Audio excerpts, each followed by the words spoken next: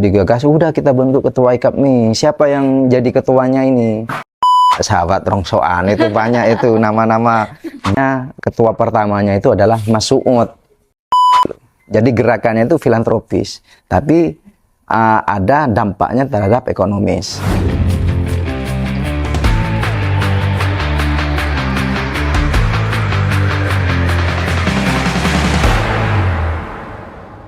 Assalamualaikum warahmatullahi wabarakatuh.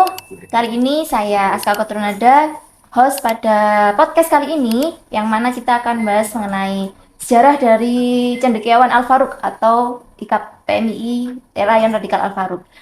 Bersama narasumber kita yang mungkin teman-teman semua, sahabat-sahabati semua sudah pada kenal ya. Ya ini atas nama Bang Farah. Siap. Gimana sehat Bang Farah? Alhamdulillah sehat. Sehat selalu ya. Mungkin saya ini sebenarnya teman-teman ini banyak yang request tanya mengenai peran IKAPMI ini apa sih di rayon tuh. Nah kayak gitu. Terus mengenai program-program, visi misi, tujuan dari adanya IKAPMI atau Cendekiawan Al-Faruq ini apa gitu. Oke, boleh. Mungkin nanti bisa dikupas tuntas ya, kita nanti tanya-tanya sesuai dengan request dari teman-teman.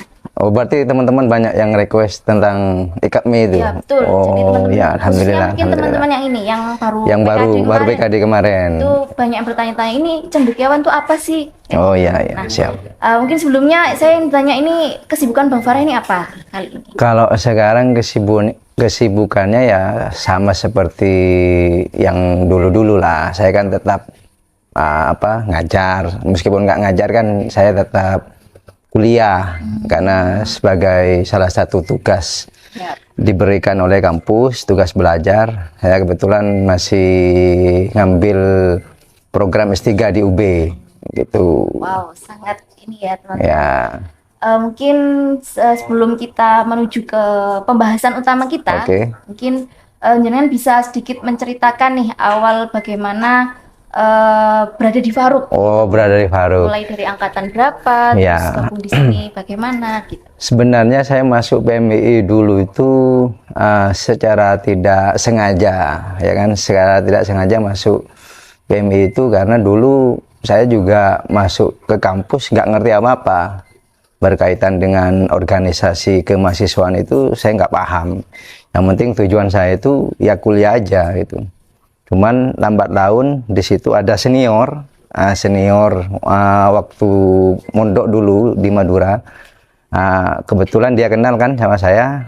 Kemudian saya dipanggil, sini dek, apa? Ini jurusan Fakultas Syariah. Ini harus daftar di sini gitu loh. Apa ini? Udahlah ikut aja daftar. Setelah daftar ternyata suruh bayar.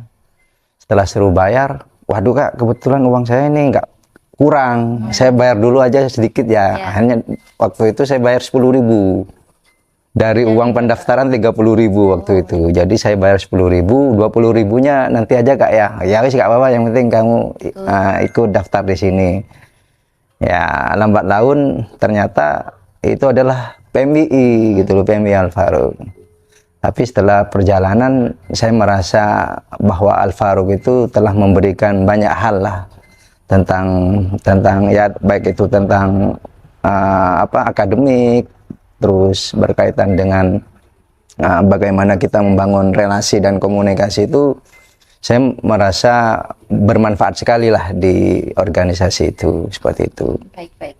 Oke teman-teman, tadi sudah kita dengarkan ya, mungkin sedikit kilas balik dari beliau ketika bergabung di Faruq ini. Ya, bagaimana? Termasuk saya juga itu salah satu orang yang istilahnya itu bilang ke teman-teman, udahlah kita nggak usah fokus terlebih dahulu ke organisasi. Kita di sini kan tujuannya kuliah gitu loh. Jadi kita nggak usah fokus di organisasi, kita fokus di kuliah aja. Ternyata setelah beberapa semester teman-teman itu sudah hebat cara komunikasinya kan. Kalau diskusi di kelas itu dia selalu bicara tentang bahasa ilmiah gitu. Sedangkan saya, waduh, kok masa kuliah gini-gini aja kan. Akhirnya kemudian saya sharing sama senior-senior itu bagaimana saya ini bisa berbahasa atau berdiskusi dengan menggunakan istilah-istilah ilmiah itu. Kemudian disuruh beli kamus, kemudian disuruh mencatat bahasa-bahasa ilmiah yang kamu tidak pahami itu dicatat, kemudian kamu praktekkan. Nah, itu yang membuat saya itu berorganisasi itu sangat penting untuk menunjang kita di perkuliahan, termasuk di sosial yang lebih utama itu seperti itu. Berarti ini ya benar kata orang-orang tuh kalau organisasi itu adalah kalau kita nggak dapat ilmu di perkuliahan itu kita ya benar gitu loh. Cuman kalau orang punya stigma jelek tentang organisasi, ya itu kan orang-orang. Jangankan yang negatif, yang baik aja itu masih di stigma negatif itu. Tapi tergantung orang lah. Kita nggak usah dengerin apa kata orang. Yang penting kita sendiri itu niatnya ingin mengembangkan potensi yang kita miliki, atau bahasa teman-teman dulu itu ingin mencari jati diri seperti itu. Betul. Baik, mungkin kita mulai masuk ke pembahasan utama kita ya. Jadi mengenai sejarah dari cendekiawan ini. Kenapa kok dinamakan cendekiawan kayak gitu kan? Jadi sebenarnya tuh begini, 2025 itu sebelum 2025 saya kan kembali ke Malang itu 2013. Kemudian 2013 itu saya cari kontrakan bersama teman-teman ya sesama Al-Faruq gitu loh. Di daerah Batu itu pasnya ya di yang nggak jauh lah dari tempat rumah saya sekarang. Saya ngontrak di situ.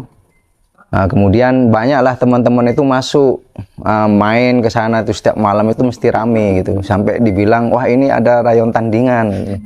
Soalnya anak-anak rayon itu sering main ke kontrakan base camp itu.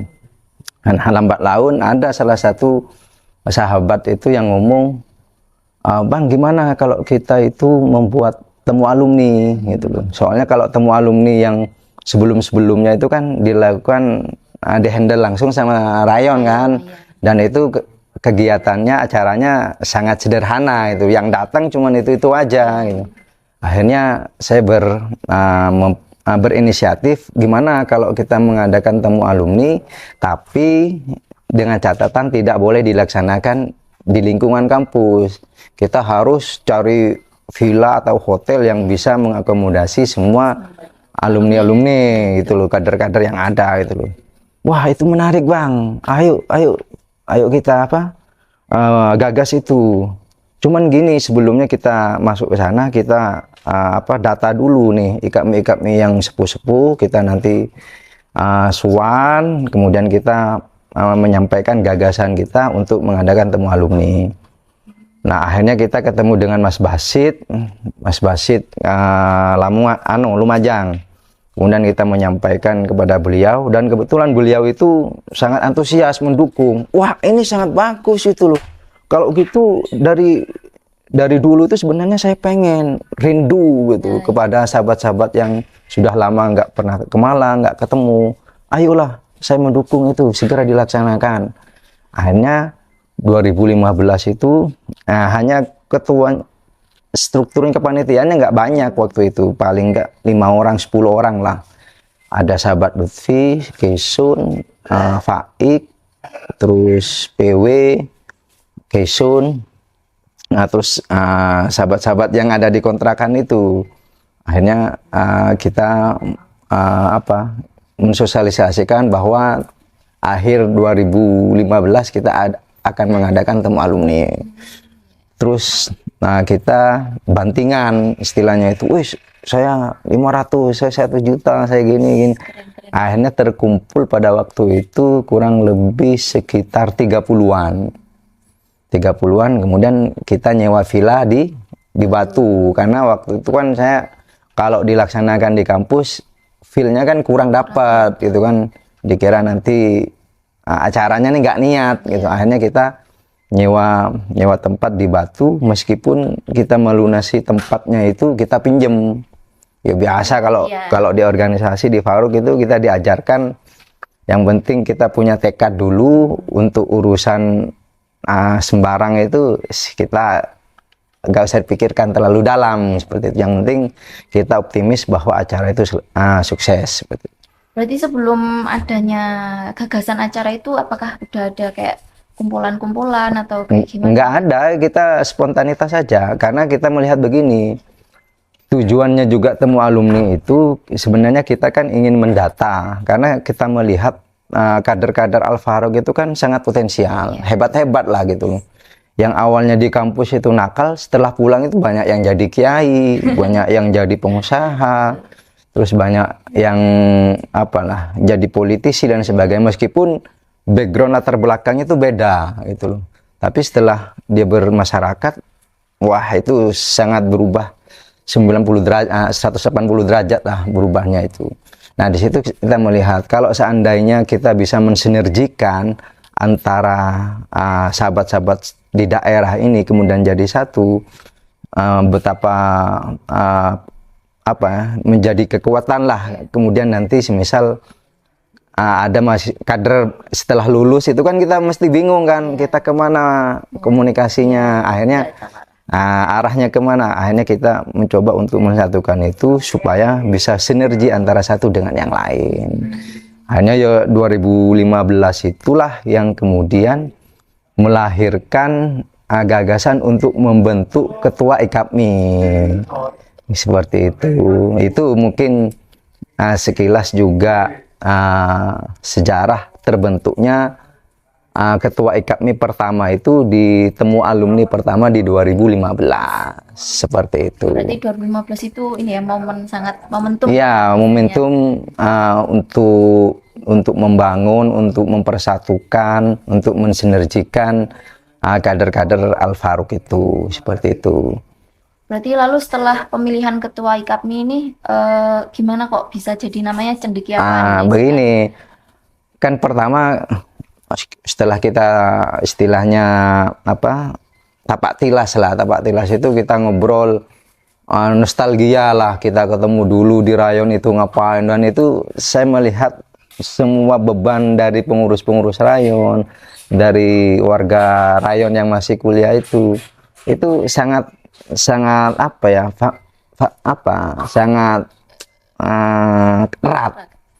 erat gitu loh.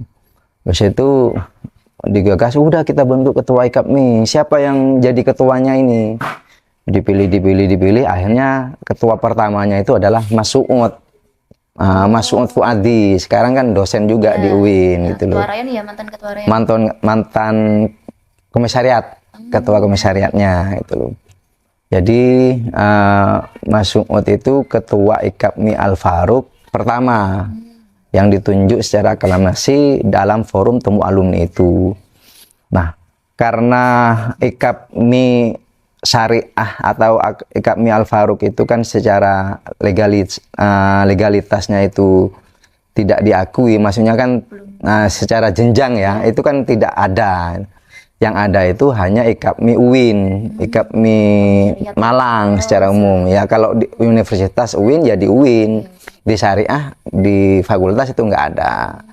Nah, untuk memberikan legalitas IKAPMI Faruq itu kemudian kita bermetamorfosis itu menjadi cendekiawan Al Faruq. Nah, kita mendaftarkan perkumpulan IKAPMI Al Faruq itu menjadi cendekiawan Al Faruq, dan itu sudah sah. Secara legalitasnya kita daftarkan ke notaris, kemudian ke Kemenkumham, sampai ya sampai ya legalitasnya itu sudah diakui seperti itu. Lalu mengenai program-program nih, kita masuk ke program dari cendekiawan Al Faruq sendiri ini apa? Kalau program-program Al Faruq sih sebenarnya saya cerita begini aja. Nah, setelah cendekiawan Al Faruq itu ada 2015 sebagai nama lain dari IKAPMI Al Faruq yang didaftarkan akan notaris sampai ke Kemenkumham itu. Kemudian kan masih ngambang nih, tapi niatnya kita itu memang pada waktu itu 2015 itu kita punya keinginan, ayolah kita membuat atau membangun rayon permanen seperti itu. Tapi banyak teman-teman ya atau sahabat-sahabat yang lain, ngapain sih kita mikir-mikir ketua rayon permanen? Wong saya dulu belum punya rumah gitu kan. Wong yang lain belum punya rumah, kok kalian mikir buat rayon permanen gitu. Tapi ya bukan kemudian kita sombong kan, meskipun kita nggak punya rumah, tapi kan kalau untuk rayon, apalagi dipikirkan semua kader itu, bukan tidak mungkin itu terlaksana gitu. Akhirnya dari 2015 itu bergeser setelah temu alumni kedua 2017, yang waktu itu ketua pelaksananya adalah sahabat Amir. Amir ya, yang dikenal dengan sahabat Ateng, nah, gitu loh, atau juga sahabat Rongsoan. Itu banyak itu nama-nama beliaunya, itu sangat banyak itu, fenomenal kader tertop gitu kan pada masanya itu sampai sekarang. Nah gitu, 2017 itu kemudian bergeser, yang awalnya tujuan dari pertemuan temu alumni itu membangun rayon permanen, akhirnya bergeser karena kita melihat kalau hanya membuat rayon permanen kok kayaknya manfaatnya tuh kurang. Ya mohon maaf sebelumnya, bukan kita nggak percaya terhadap kader-kader rayon, tapi kita ingin memberikan aspek manfaatnya itu lebih luas. Akhirnya itu bergeser. Ya kalau seperti itu, kita buat aja lembaga atau yayasan yang sifatnya itu nanti bisa mengolah atau mengaktualisasikan potensi-potensi yang dimiliki kader itu untuk aktualisasi di lembaga yang Al-Faruq punya, seperti itu. Dari yayasan, dari rayon permanen kemudian berganti menjadi yayasan, lembaga yayasan. Jadi tujuan kita itu untuk membangun yayasan. Dalam yayasan itu nanti ada beberapa lembaga-lembaga yang dinaungi oleh Yayasan Al-Faruq itu. Nah, nanti semisal kayak pendidikan, nah, nanti pendidikannya ini kita konsep yang benar-benar bisa memberikan ya manfaat lah buat kader termasuk masyarakat pada umumnya, seperti itu. Sejauh ini program apa yang sudah terjalan dari sejauh ini dari yayasan itu kan sebenarnya kan masih tujuan nih, masih globalnya tujuan. Kemudian dari 2017 itu kita temu alumni yang kemarin 2020 itu temu alumni ketiga, dan di situ kita matangkan lagi dari pergeseran awalnya itu untuk membangun rayon permanen, geser ke yayasan. Kemudian dari yayasan ini tidak mungkin terlaksana kalau nggak ada pilar-pilar yang menopang. Akhirnya 2020 kita buat pilar-pilarnya itu. Pertama ada pilar pendidikan, kemudian ada bisnis, kemudian ada hukum, kemudian ada yang namanya multimedia. Nah, dari pendidikan ini nanti yang menjadi cikal bakal yang saya bilang tadi itu yayasan yang menaungi semuanya, yang orientasinya kalau pendidikan itu sosial keagamaan lah. Bisa jadi kalau semisal Al-Faruq punya lembaga atau menjadi pesantren, ya itu kan harapan kita kan begitu. Kemudian kalau hukumnya itu kita sudah membuat yang namanya LBH, dan itu sudah terdaftar, Lembaga Bantuan Hukum LBH Cendekiawan Nusantara, Al-Faruq Nusantara. Kemudian ada yang namanya LBS. LBS itu Lembaga Bisnis Al-Faruq itu, nah itu LBA, Lembaga Bisnis Al-Faruq. Nah itu kan 4 pilar. Pendidikan itu kan tujuan kita nanti membangun yayasan. Kalau hukum kita sudah LBH, bisnis enggak, LBH itu kan banyak nih. Dari sahabat-sahabat Al-Faruq itu kan yang daftar advokat, jadi advokat, terus notaris. Notaris itu sebagai legal corporate-nya. Legal corporate itu orang yang mensahkan lembaga-lembaga perusahaan, ya notaris itu. Nah, kalau bisnisnya itu banyak. Ini yang berjalan sekarang itu lembaga bisnisnya LBA-nya. Dari lembaga bisnis itu kan ada yang namanya TBB, Tabungan Bisnis Bersama. Yang tujuannya itu kita sebenarnya begini, kalau TBB itu bisnis, tapi dibilang bisnis bukan bisnis, dibilang sedekah bukan sedekah. Jadi perpaduan antara bisnis dan sedekah itu loh. Jadi gerakan filantropis tapi juga punya nilai ekonomis. Gitu loh. Jadi gerakannya itu filantropis, tapi ada dampaknya terhadap ekonomis seperti itu. Kemudian di LBA itu juga ada namanya Usman. Usaha mandiri. Usman itu usaha mandiri. Tapi perjuangannya, realisasinya belum lah. Tapi tekadnya kita masih ada gitu. Sudah ada gerakan. Iya, menyalanya itu nggak sampai padam, menyala gitu loh. Sendiri. Nah, terus ada yang namanya multimedia. Nah, multimedia itu 4 pilar multimedia. Multimedia itu termasuk kita membangun YouTube, membangun web yang sifatnya itu nanti memberikan informasi berkaitan dengan aktivitas yang dilakukan oleh IKAPMI maupun aktivitas yang dilakukan oleh kader atau rayon seperti itu. Lalu dari beberapa pilar program ini apakah ada penanggung jawabnya masing-masing? Oh pasti. Kalau pendidikan itu kita percayakan terhadap sahabat Asis dan Faik. Asis ini Pak Asisnya Asis Damanhuri itu kan juga Gus lah, Kiai kan, Kiai muda. Terus kalau lembaga hukumnya itu ada sahabat Toha, ada sahabat Waling, ada sahabat Lutfi, ada sahabat Nafir, itu bagian-bagian orang hukum yang notaris, advokat hukum itu di situ. Kalau lembaga bisnis itu dikomandoi oleh sahabat Ateng karena beliau yang sangat ya kreatif lah, bukan hanya kreatif tapi punya visioner dalam bidang berbisnis wirausaha. Jadi 4 pilar itu seperti yang tadi sudah saya jelaskan.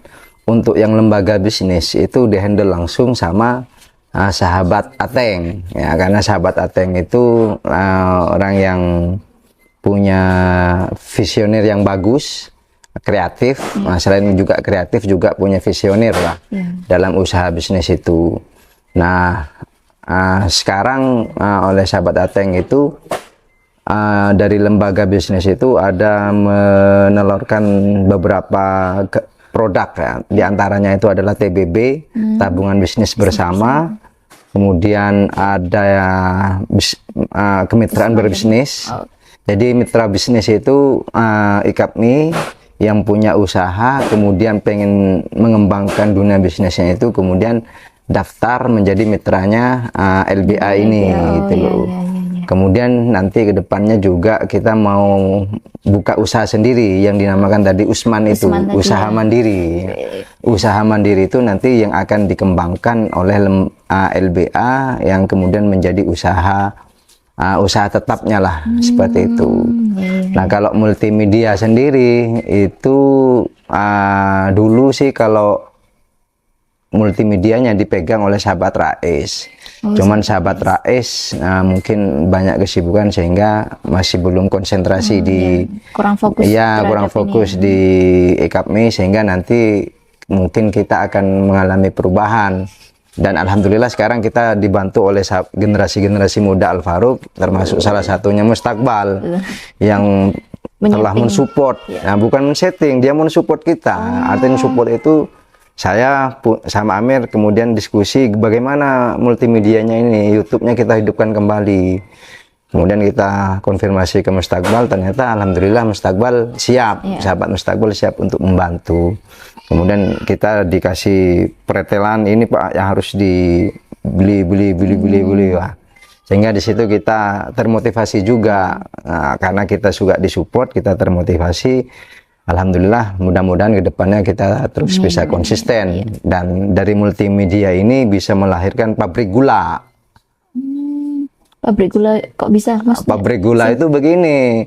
Jadi biasanya kan kalau organisasi itu banyak yang mengeluh kenapa anak-anak itu kok nggak aktif di organisasi. Karena jujur organisasi seperti PMI ini kan nggak ada apa-apanya kan, yang nggak digaji. ya kan? Tidak ada timbal baliknya secara langsung langsung. gitu ya. Kalau perusahaan kan Langsung kamu ada. bekerja Ada ada gaji. gaji. Ya. Kalau di kami kan enggak. Itu makanya kita bikin gula itu maksudnya kalau kami ini punya ya misal punya ekonominya ya jalan, nilai ekonomisnya jalan, sehingga kita bisa membantu kader-kader Al Faruq itu supaya bisa sukses seperti itu gitu loh. Bersinergi kan begitu. Jadi kader punya kemampuan, kita support seperti itu. Nah, kalau IKAP-nya nanti berkembang baik, produksi YouTube-nya berjalan dengan bagus, kita punya kemampuan secara finansial, kita bisa mensupport teman-teman kader itu, sahabat-sahabat itu yang punya potensi di bidang akademik, kita sekolahkan, kita kasih dia beasiswa, tapi dengan catatan kalau sukses, jangan lupa ke IKAP-nya, mengabdi. Kemudian yang mau usaha, kita kasih modal usaha gitu loh, karena IKAP-nya sudah punya banyak uang kan gitu, kita kasih modal. Kalau semisal dia mau sekolah di multimedia, kita sekolahkan gitu loh. Nah, dalam rangka itu kita membangun beberapa potensi-potensi yang dimiliki oleh sahabat-sahabat, dan kayaknya ini sangat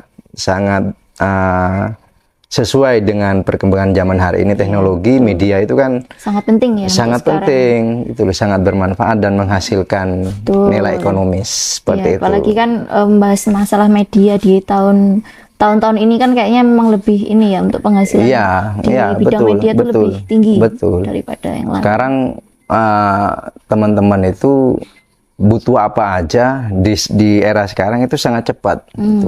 Pengen bisa ini, tinggal lihat aja tutorial di YouTube. Tinggal, kalau nggak tahu tinggal telepon, WA dan sebagainya. Kalau di zaman saya dulu, perkembangan teknologi masih belum berkembang kan, masih belum maju, sehingga kita terkendala di wilayah komunikasi. Tapi kita punya semangat. Nah, sekarang perkembangan teknologi ada, tapi semangatnya turun. Nah, sehingga itu nggak balance. Makanya kan harus seimbang. Nah, gitu loh, seperti itu. Jadi setelah membahas beberapa program tadi ya, dari beberapa pilar-pilar ini, langkah ke depan dari IKAP ini gimana? Ya, langkah ke depannya kan yang jelas kita ingin benar-benar meyakinkan khususnya terhadap alumni sendiri bahwa kita membangun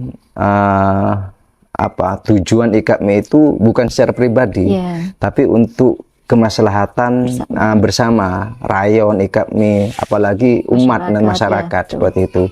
Karena kita dulu di baiat masuk IKAPMI itu, kita kan disuruh untuk menjadi orang yang baik kan.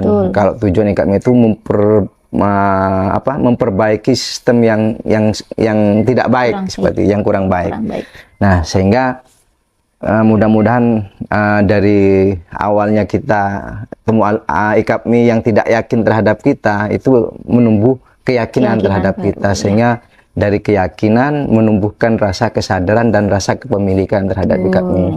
Karena IKAPMI ini bukan milik saya, bukan milik Ateng, bukan milik yang lain, tapi milik semuanya. Jika dia mengaku warga Al Faruq, kader Al Faruq, berarti dia punya andil untuk memperbesar atau untuk memperbaiki, memperkuat IKAPMI itu sendiri. Lalu ini gini Bang, saya dengar-dengar ini katanya nih mau ada pembebasan tanah, itu gimana itu? Oh ya, itu salah satu misi kita ke depan. Kita dalam rangka untuk mensukseskan atau mendirikan yayasan itu, kita mempunyai tujuan untuk membeli tanah. Membeli tanah, sehingga dari tanah yang sudah ada itu kemudian kita bangun yayasan, lembaga pendidikan. Entah itu mungkin sifatnya pesantren atau apa, yang jelas kita ingin mewujudkan yayasan itu untuk memberikan tujuan terhadap rayon, terhadap kader maupun terhadap masyarakat.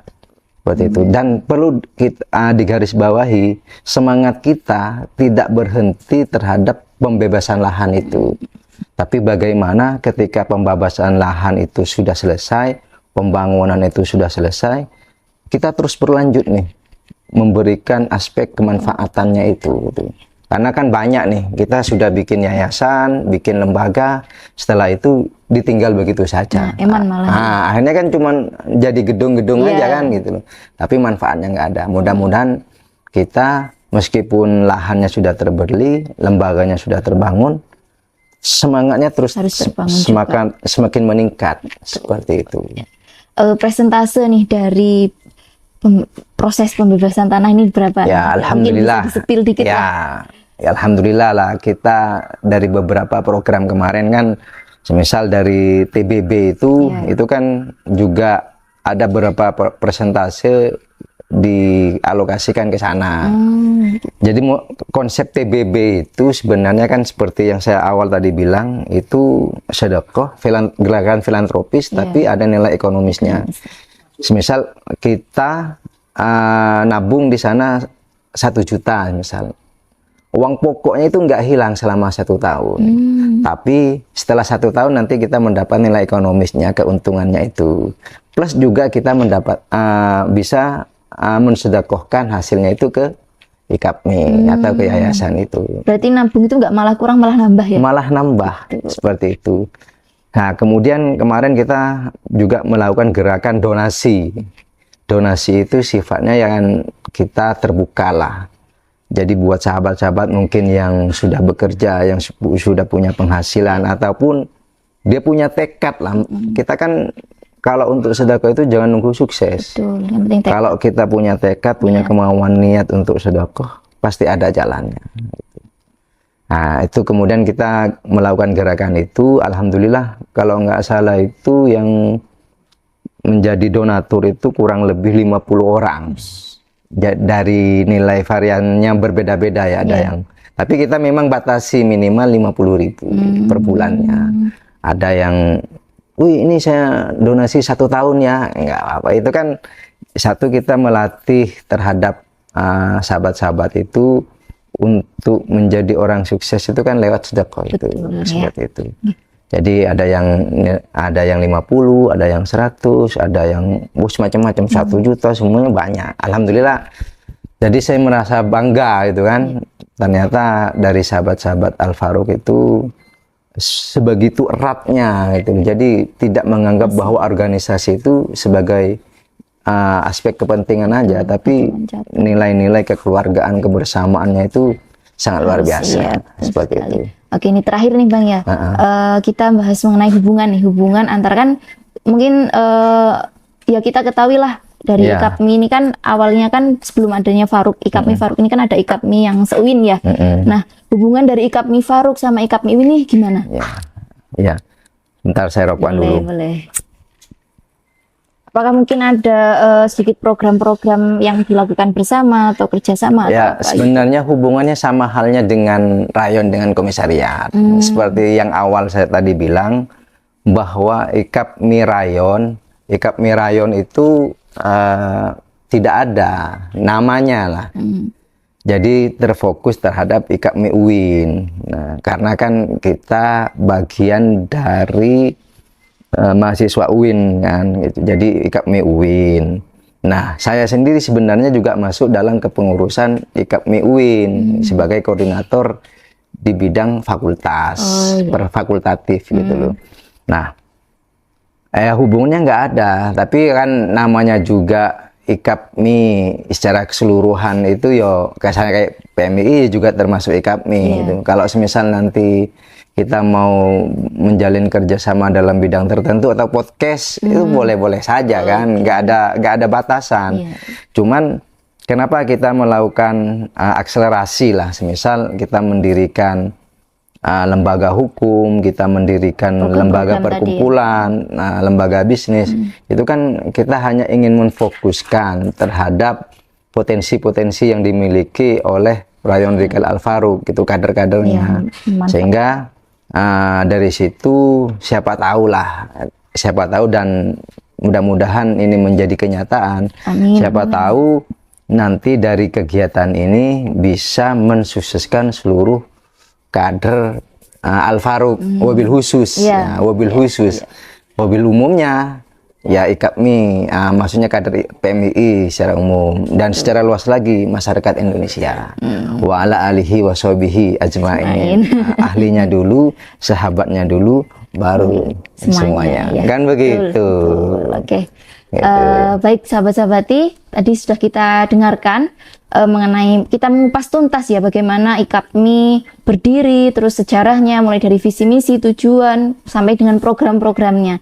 Nah, mungkin ini sedikit pesan, mungkin ada closing statement dari jenengan bisa disampaikan ke Ya, sahabat-sahabat. seperti saya bilang tadi bahwa IKAPMI Rayon Radikal Al Faruq atau Lembaga Cendekiawan Al Faruq itu bukan milik saya. Bukan milik perorangan, tapi milik bersama. Jadi bagaimana kemudian kita bisa mewujudkan tujuan yang sangat luar biasa ini secara bersama-sama.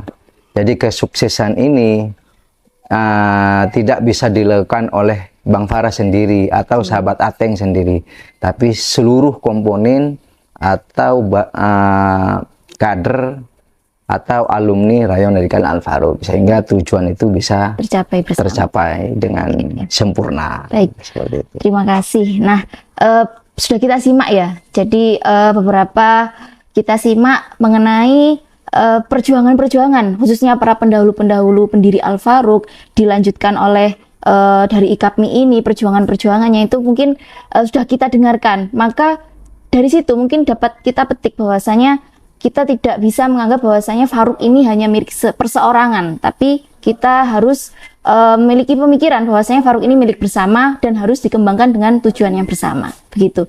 Cukup sekian dari saya, kurang lebihnya mohon maaf. Kita tunggu lagi ada agenda apa nih podcast-podcast berikutnya mengenai bahas apa. Pokoknya jangan lupa share, comment, like, and subscribe.